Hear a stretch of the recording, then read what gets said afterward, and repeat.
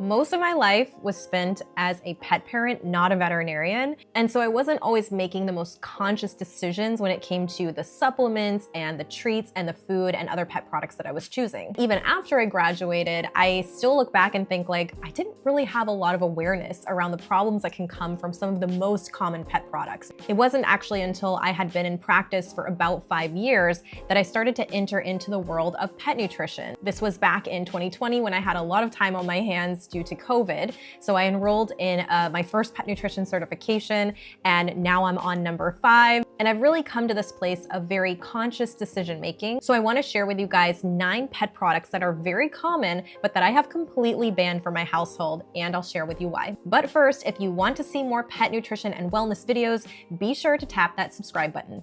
Okay, product number 1 is actually kind of a group of products, and it is junk food treats. I'm talking about bacon strips, milk bones, pepperonis.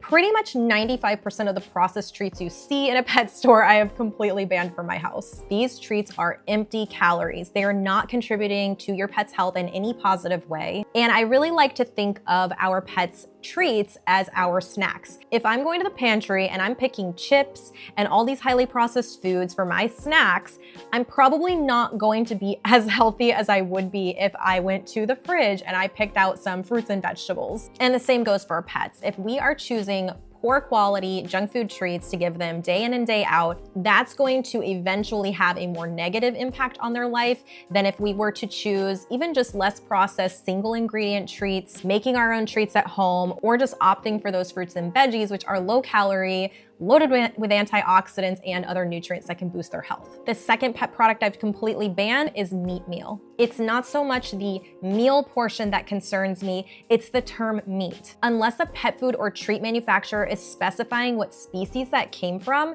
it could really be any animal. It doesn't have to be a cow, chicken, or a pig. So in essence, it's mystery meat. And there's 2 issues with this. 1, a lack of transparency. If a pet food company cannot tell me what meat that is, what is their sourcing like? And number 2, feeding your pet meat meal means that if they were to develop a protein allergy in the future, you would not be able to know what they've been exposed to in the past. And that can make things like diet trials and picking a novel protein more challenging. Now, I cook for my dog, so I don't have to worry about meat meal in her food, but if I am picking a treat, it needs to specify what type of species is being used in the product. Okay, product number 3 that I've completely banned is actually plastic bowls. I know that they are affordable and convenient, but they can have little micro nicks in the plastic that harbor bacteria. Even if you wash them, it's hard to get inside of those microscopic nicks. And as most of us are aware of by now, there is growing concern about ingesting microplastics, which is also a potential concern with plastic bowls. So I think all plastic bowls and even like storage, like Tupperware and things like that, should be completely banned from the house for both people and animals. And instead opting for glass storage containers if you do cook for your pet, you do meal prep. And for food bowl alternatives, you can opt for things like ceramic, stainless steel, or even food grade silicone. Of course, still making sure to wash those food bowls on a regular basis, regardless of what material they're made of. Okay, on to number 4. I have completely banned Rawhides and bully sticks from my home. Now, I know, bully sticks are very popular. I get a lot of backlash on this with people asking me like, what the heck am I supposed to give my dog to chew? And don't get me wrong, if your pet does well on bully sticks, I'm not telling you that you absolutely have to avoid them, but I have personally banned them because of 2 reasons. 1, they're very high in calories, and my dog is small. She can't have a lot of treat calories, otherwise she's going to gain weight. And number 2, they have been found to be contaminated with pathogenic bacteria, things like Salmonella and E. coli.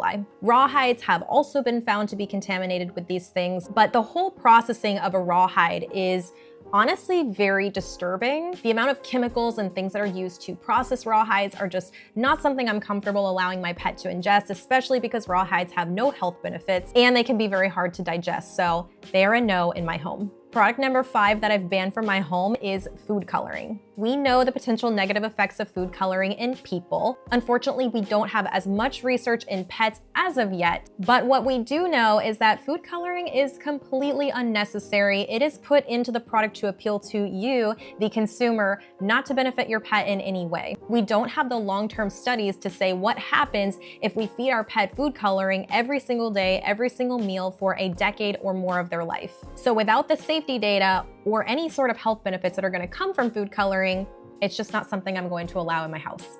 The sixth item I've banned, also in that similar category of ingredients, are the synthetic preservatives BHA and BHT. There's some concern around these synthetic preservatives having the potential to increase the risk of cancer, and they do nothing to contribute to positive health effects. So again, until those long-term studies come out showing that a dog fed a product with BHA and BHT every single day, every single meal for a decade plus on end, it's not something I'm gonna give to my pet, especially when there is a multitude of other treats and foods that don't contain BHA or BHT. It's an easy thing to avoid. Number 7 is actually scented cat litter. Cats have very sensitive respiratory systems, and you have to think about if they're going into this litter box, which oftentimes is going to be enclosed, and they're using the restroom and then they're digging and all of that dust is floating up into the air in that enclosed space, they're going to be inhaling a lot of particles of things that they probably shouldn't be inhaling that are potential allergens. And that can be very irritating to their respiratory tracts. In fact, I see a lot of cats come in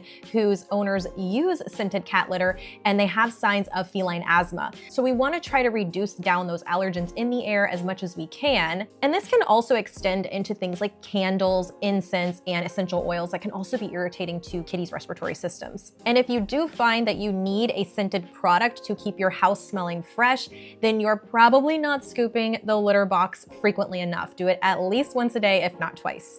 The 8th item I've banned are choke collars.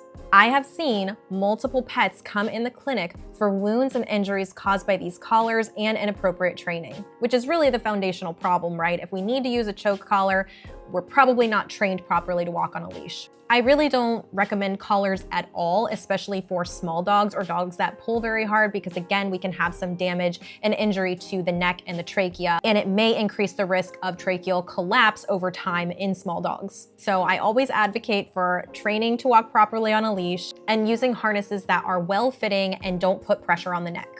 And item number 9 are dental chews. I know I might get a little bit of hate for that, but hear me out. Dental chews do not replace brushing.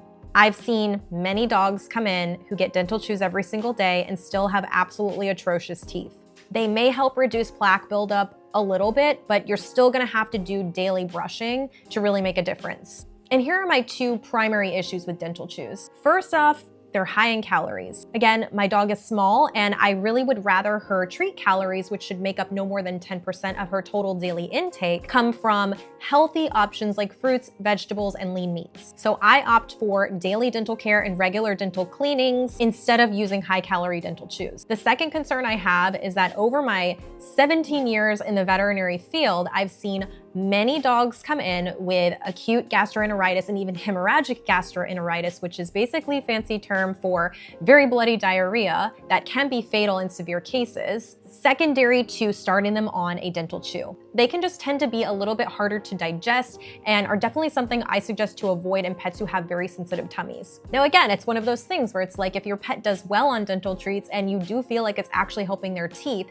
and you're using it in conjunction with brushing the teeth, then by all means, continue to do so, but be sure to track their calorie intake, make sure that that dental chew is not making up too many calories of their diet, that you're still doing the daily brushing and getting those regular dental cleanings. So there you have it. Those are the 9 main pet products that I have banned from my house. There are others as well, but those are the most common ones I wanted to share with you guys. And I'm curious, do you avoid any of these too? Let me know in the comments, and if you have other products you've banned, drop them there as well. And if you found this video helpful, tap that thumbs up button and don't forget to hit subscribe. See you next time.